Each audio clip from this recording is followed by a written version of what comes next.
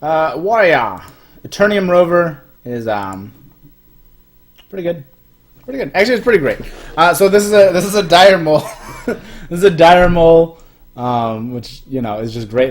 Dire mole is like the baseline now for just a good one drop.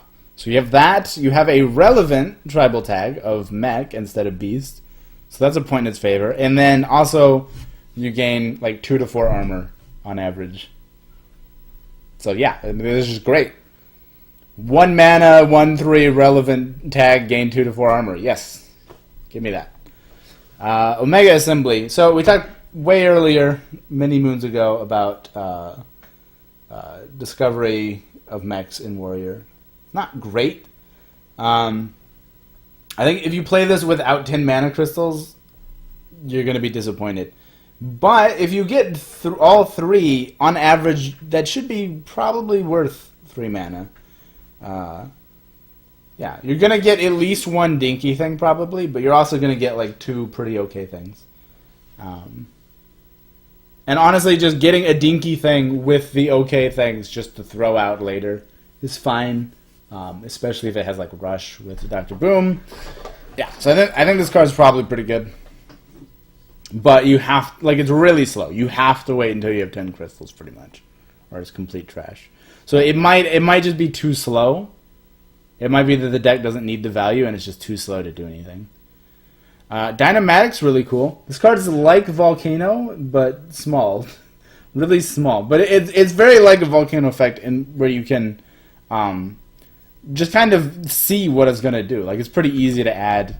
The problem is that it's very easy to exceed 5 life on board in this game.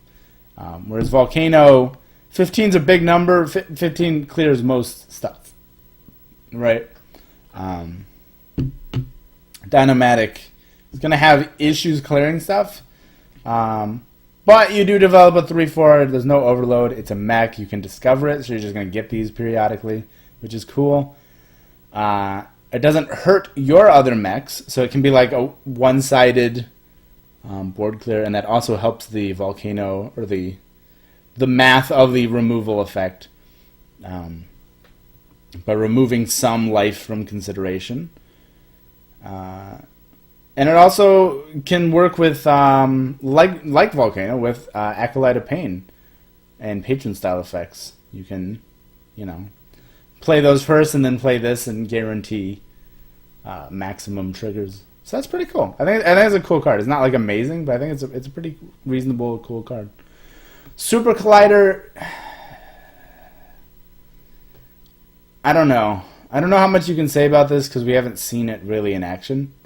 We haven't seen this kind of effect in action. It's like repeatable betrayal. Right, but you have to attack into the stuff, and it doesn't hit both sides. So it's worse than betrayal. Yeah, I don't know. This would be I think the way it works is that if you attack into something and the thing dies, it doesn't like snowball, which sucks if that's true, because this would have been really cool with Marsh Drake. You could attack the Drake Slayer and have it instantly kill something. But I don't think it works like that. I think that you just kill the 2/1 and then that's it, which sucks. Because Marsh Drake could use a home, and that would have been a really cool synergy. Yeah. Like, it's hard to imagine this. Like, it's very meta-dependent, right? And it's hard to imagine it being that great because Chain Gang is everywhere, and Chain Gang's probably not going away. And also we're getting more annoying taunts. Very annoying taunts. So these things don't trade well into themselves, and it's going to make it kind of annoying to hack through them with something like this. But maybe it's good. Really, honestly, can't tell until we play it. I would be hesitant about crafting these. Basically, that's what I'd say. I wouldn't craft these until you see that it works. But if you open it, definitely go try it, because it could be good. Security Rover, this card seems bad. We had a 7-mana 6/6 Hogger that was basically this, and that was not good. So this is 1 less mana, and it's a 2/5. It's mechs, yeah, and I think the taunts in the other way are 2/2, these are 2/3, so it's better taunts, but still, even so, this card just seems really bad. I mean, sometimes you're just gonna randomly get it. Don't put it in your deck for sure, but you're gonna randomly get it, and maybe it'll do good things sometimes. But yeah, this card does not seem good to me. Beryllium Nullifier does not seem good if you put it in your deck. Don't put it in your deck, but you're going to want to discover this. You never want this in your opening hand, and there's some matchups where you probably just never want this, period. But there's also some matchups where you just want to put big, untargetable shit on the board, and then you win the game. Just straight up. So having this in the Discover pool for Warrior is actually... like, it cannot be overstated how useful and powerful that should be. Alright, I think there's two cards missing here. There's, God, what were they? I don't know why this is an incomplete list. There's the Rocket Boots or whatever. It's 2 mana, give a minion rush, and draw a card. That seems not that great. Not that great, not terrible, but, you know, cards that are, like, fair and not amazing usually don't see too much play. Yeah. And what's the other guy? Is it another mech? There's another... Fuck, I forgot to look this up before I started. I looked it up earlier and I forgot. There's another card. Weapons Project, right. Weapons Project is really interesting. It's a symmetrical effect, but it's not really symmetrical. It's weapons removal, if you want it to be. And you're normally going to play it in a control deck where you're not going to have a lot of minions on the board. So you get the weapon, you get the armor gain. It's worth saying it's 2 mana to get 6 armor, which is a really efficient rate. So like you can Weapons Project into Shield Slam. That's a lot more efficient than like Shield Block into Shield Slam. It's cheaper, and you get more armor. Like that's way better, obviously. I need to work on that. Shit. Doing a terrible job. You're not going to have minions. You're not going to have as many minions as your opponent if you're playing like a slower to grind your deck. So you can use your 2/3 weapon to hack away their small stuff against like aggro decks while gaining armor. Well, you don't really gain anything. It like cancels out because they're just going to chuck their weapon at your face. So it's like 2 mana, 2/3 weapon, and your opponent gains health, which is like the worst case. But you get the armor right away that you can use for synergy. I don't think it's an amazing card. I think it's a very situational card, but I think it's better than it looks because it's not truly symmetrical, is basically what I'm getting at. It's not really symmetrical because a 2/3 weapon, you can build your deck to where a 2/3 weapon is not useful against you, and you can build your deck to where having 6 armor is useful. So those things combined, plus it being a cheap weapon on its own for you, which you don't really have because War Axe is gone. Yeah. I think that's an okay card. It's definitely a cool design. Yeah. So Dr. Boom, well, let's just go over the Boom ship first, and then we'll get into Dr. Boom. The Boom ship, this is cool. You play in like Recruit Warrior style stuff. You dump some big things, smash them into stuff. Cool stuff happens. Big, cool card.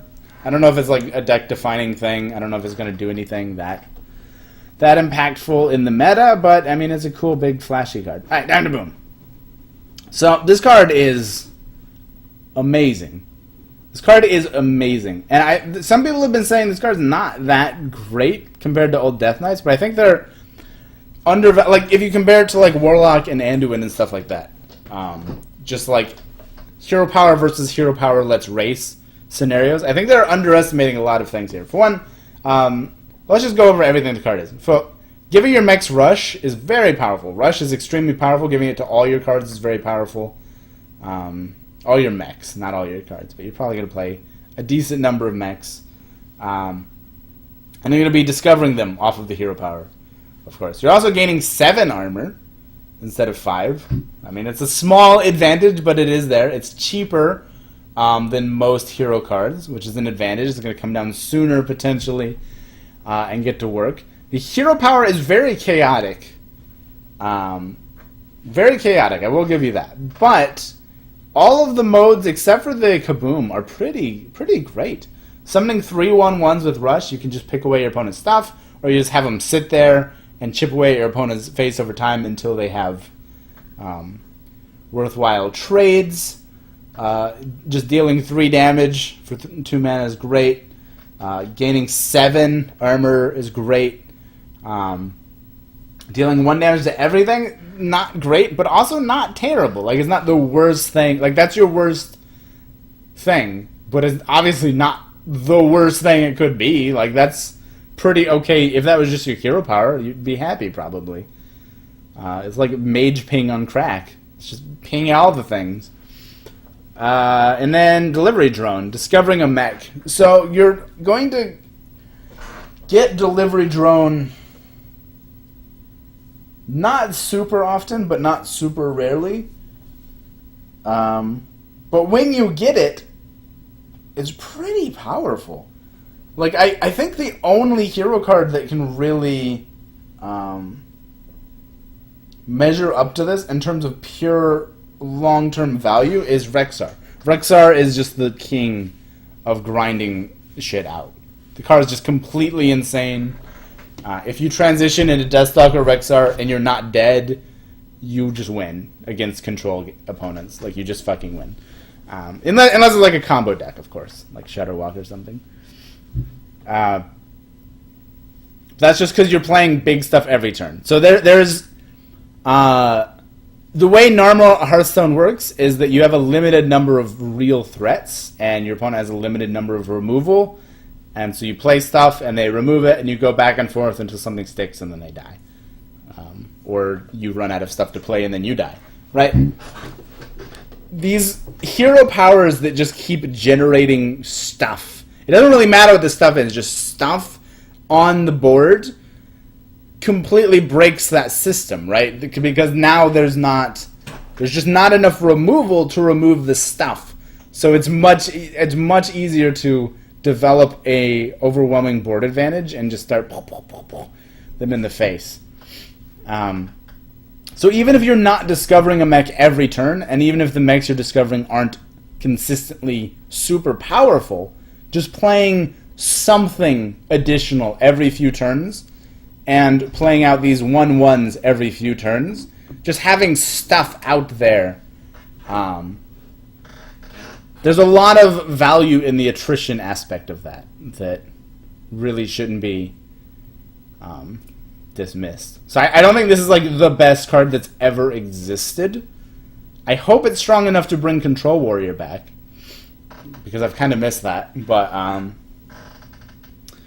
yeah, it's definitely not just like a complete joke compared to the previous hero cards. Yeah. So that's Warrior. Cool. Let's go do neutrals.